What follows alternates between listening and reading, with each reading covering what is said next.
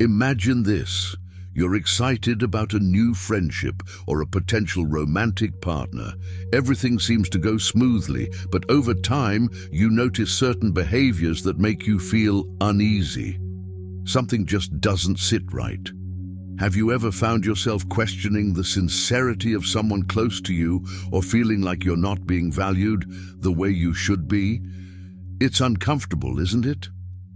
This realization can make you feel undervalued and even exploited. In today's video, we'll delve deep into 3 distinct behaviors exhibited by those who might not value you as you deserve, essentially highlighting people who may be inclined to use you for their own benefits. These signs can help you reflect on your relationships and encourage healthier boundaries. Before we proceed, if this topic resonates with you, or if you're just fascinated by understanding human interactions through the lens of Stoic wisdom, hit the like button and subscribe for more content. Engaging more deeply with these concepts can truly transform how you handle your relationships. Number 1. Frequent unreciprocated efforts. The first behavior to scrutinize arises when there's a consistent lack of reciprocity in your relationships. Imagine you are always the one reaching out, planning get-togethers, sharing accomplishments and sorrows, and generally keeping the relationship afloat. Now envision that the individual on the other end seldom, if ever, initiates or responds with equivalent enthusiasm or effort.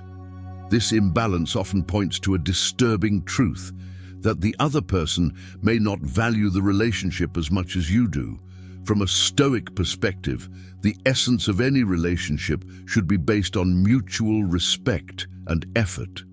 Stoicism teaches us that while we cannot control other people's actions, we can control our expectations and our readiness to accept or reject these imbalances.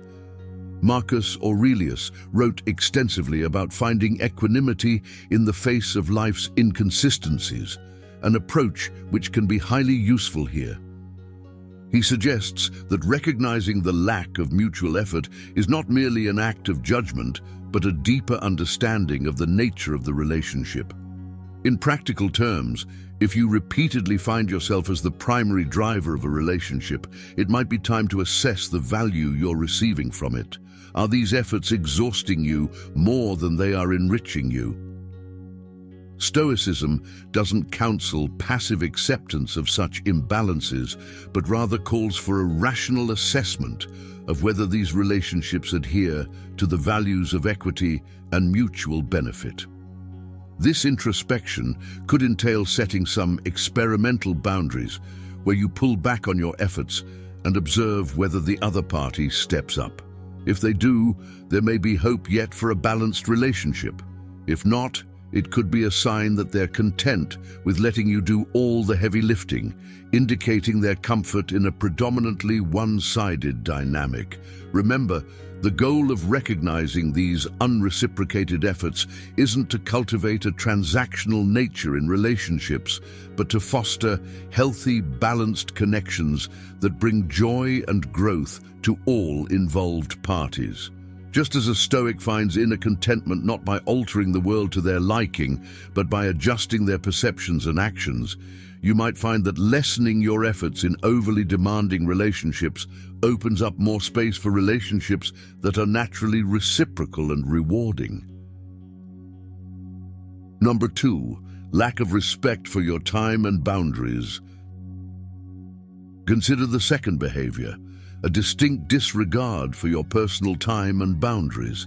This can be particularly challenging to address because it often sneaks up subtly in a relationship.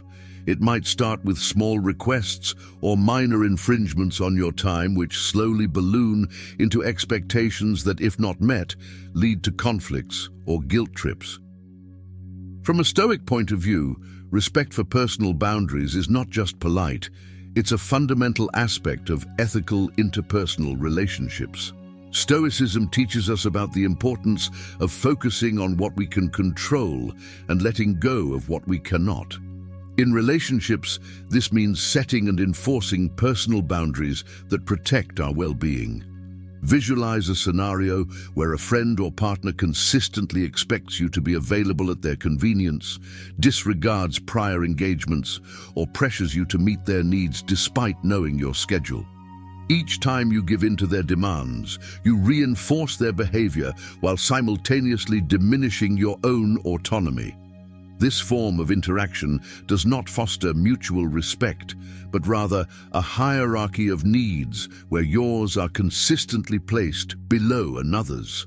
Seneca, a Stoic philosopher, urged us to avoid enslavement to the needs of others at the cost of our peace. He advocated for a balance whereby individuals respect and acknowledge each other's personal circumstances and commitments. Applying this to modern interactions, when someone repeatedly ignores your boundaries, it might be seen not just as a personal oversight, but as a manifestation of how little they regard your independence and needs. Addressing this behavior involves straightforward communication, clearly stating your limits and the consequences of disregarding them. For instance, if a friend consistently calls late at night despite knowing you rise early for work, remind them of your schedule and request that calls happen at a more suitable time. Should this not be respected, it may be necessary to enforce the boundary by not answering calls during those late hours. This approach not only helps in maintaining your mental tranquility, but also signals to others that your time and needs are valuable and should be treated with respect. In steadfastly adhering to your boundaries, you practice a form of Stoic discipline, enhancing your self-respect and teaching others how they must approach you to maintain a healthy relationship. In discussing this issue, we remind ourselves of the Stoic idea that not every relationship is meant to be preserved at all costs. Sometimes, respecting our own boundaries may mean distancing ourselves from those who consistently fail to respect them. This isn't an act of hostility, but a profound acknowledgement of self-worth, aligned with Stoic principles of self-care and mutual respect in all interactions. Number 3. Over-reliance on material or emotional gains. The final behavior that signals someone may not truly value you revolves around their over-focus on what material or emotional benefits you can provide them, rather than valuing the relationship for its own sake. It's an unsettling realization when you notice that interactions are frequently skewed towards what you can offer, be it financial help, professional networks, or even consistent emotional support without reciprocal engagement. Stoicism, at its core, promotes the idea of self-sufficiency and fair exchange. According to Stoic beliefs, relationships should not be predicated on dependency of one party on the other for material or psychological satisfaction. Instead, they should be grounds for mutual growth, support, and respect. Epictetus stressed the importance of maintaining our moral character in all exchanges and ensuring that relationships are not reduced to mere transactions of give and take, but are maintained with dignity and reciprocal respect. Think about instances when a friend reaches out only when they need career advice, or a family member becomes attentive when they require financial assistance. Alternatively, consider if you are always the emotional cornerstone for someone who rarely, if ever, supports you in kind. Such patterns can be indicative of relationships where the primary attraction is not the mutual joy and companionship, but rather what one party stands to gain from the other. These interactions often leave one feeling more like a resource than a valued companion. Here, the Stoic practice of reflection is crucial. It involves critically evaluating whether these relationships have the equanimity of a genuine bond or are disproportionately tilted toward your utility to others. Reflection also helps in understanding your role and whether you have unconsciously allowed this dynamic to establish itself by being overly generous or accessible. The approach to addressing an unbalanced relationship where you feel used is twofold.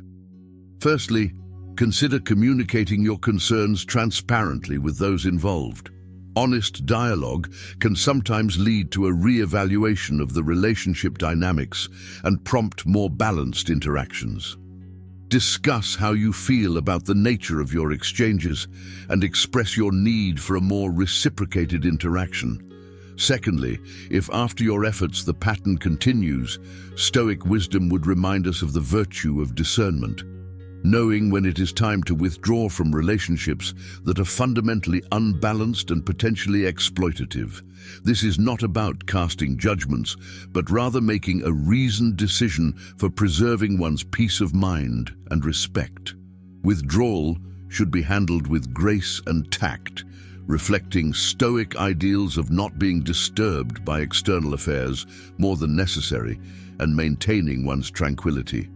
Realigning these relationships or choosing to step away from them not only respects your Stoic practice, but also opens up the space and energy to cultivate relationships that are truly enriching and reciprocal.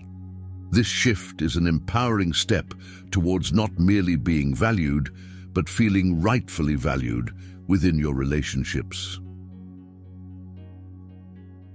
Recognizing these behaviors in people who might not value us can be unsettling, but it holds a powerful opportunity for personal growth and better boundary setting. Reflect on your relationships. Are there imbalances that need addressing? What steps can you take today to cultivate relationships that are truly reciprocal and respectful? As we close, remember to appreciate those who do value and respect you. Invest your energies there, and consider pruning relationships that consistently leave you feeling undervalued or exploited. If today's exploration of Stoic principles in everyday relationships has sparked any thoughts or reflections, please like this video, subscribe to the channel, and consider sharing your experiences in the comments. We learn not only from the Stoics, but also from each other's journeys in navigating the complex world of human relationships.